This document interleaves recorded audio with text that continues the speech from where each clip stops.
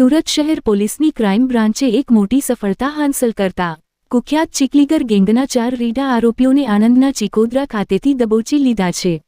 આ ગેંગ ગુજરાતના મોટા શહેરોમાં ઘરફોડ ચોરી અને બાઇક ચોરીની ઘટનાઓને અંજામ આપી પોલીસને હંફાવી રહી હતી। પકડાયેલા આરોપીઓની પૂછપરછમાં અનેક ચોંકાવનારા ખુલાસા થયા છે। આ ગેંગ અત્યંત ચાલાકીથી ગુનાને અંજામ આપતી હતી।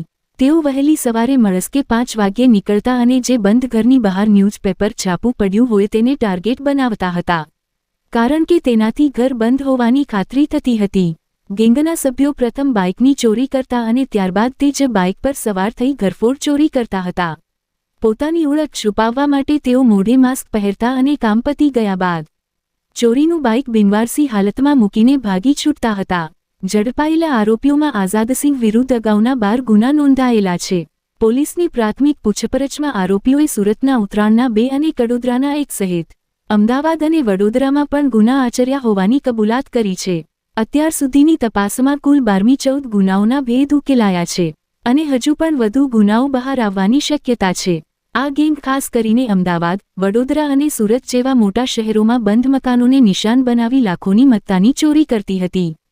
સુરત પોલીસે આ તમામ આરોપીઓની ધરપકડ કરી કાયદેસરની કાર્યવાહી હાથ ધરી છે।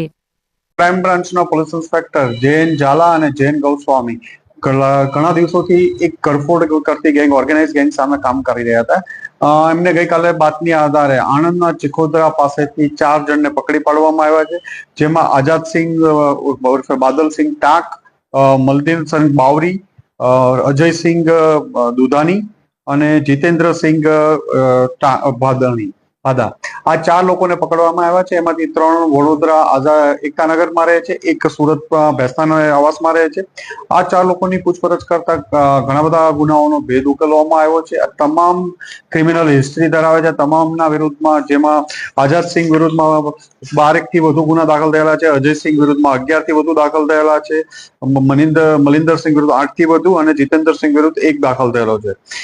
અમદાવાદ, સુરત, વડોદરા, ગુજરાતના અલગ અલગ શહેરોમાં, મોટા શહેરોને ટાર્ગેટ કરે છે। કોઈ પણ જગ્યા ઉપર આ લોકો પેલા અલગ અલગ શહેરના છે બધા અને ભેગા થઈ અને બાઇક ચોરી જ્યાં ચોરી કરવાની છે એ સિવાય અલગ જિલ્લામાંથી બાઇકની ચોરી કરશે। બાઇકની ચોરી કર્યા બાદ આ લોકો ઘરફોડ કરશે। ઘરફોડ કર્યા પછી ક્યાંક બિનવારસી અલગ જગ્યાએ બાઇક ચોરી કરીને છોડી દેતા હોય છે। એટલે જો એને ટ્રેક કરો તો પણ ચોરીના જ વાહનો સાથે મળી આવે। ચોરીના વાહનો જ હોય એટલે આઈડેન્ટિફાય એમને ન થઈ શકે અને મોઢા ઉપર માસ્ક ને અલગ અલગ કેપ ને એવું પહેરીને આવે છે કે જેથી એક તો ચીકલીગર છે એ પણ ન ખબર પડે।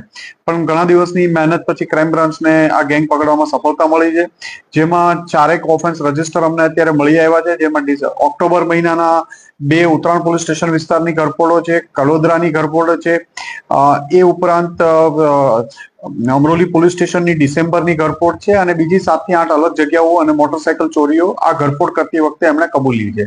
આ બધાની પૂછપરછ ચાલુ છે અને વધુ ઘરફોડો હજી પણ મળવાની શક્યતા રહેલી છે।